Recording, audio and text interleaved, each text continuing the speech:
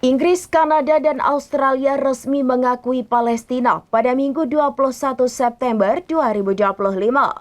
Sementara diketahui mereka merupakan sekutu Israel yang kini justru berbalik arah. Perdana Menteri Inggris Keir Starmer buka suara terkait keputusan tersebut. Ia mengatakan langkah ini bertujuan untuk membangkitkan kembali perdamaian bagi rakyat Palestina dan Israel.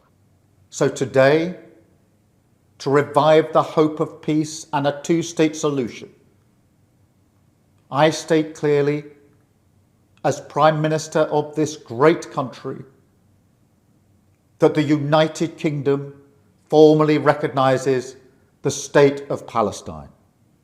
Ia mengatakan langkah ini bertujuan untuk membangkitkan kembali perdamaian bagi rakyat Palestina dan Israel.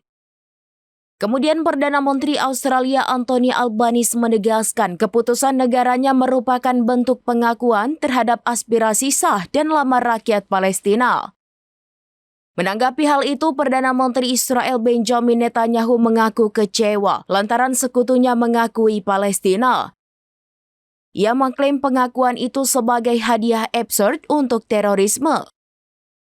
Meski begitu, Netanyahu mengatakan langkah beberapa negara mengakui Palestina tidak akan berdampak.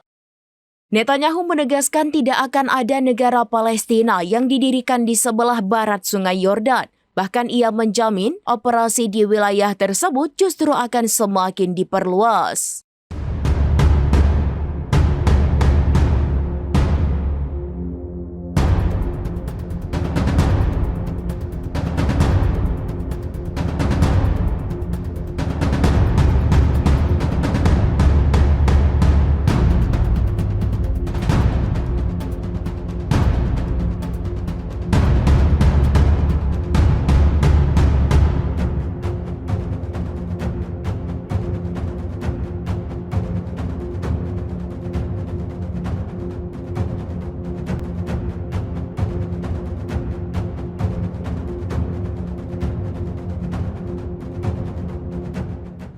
Demikian informasi terkini Syederalon, saksikan terus informasi lainnya.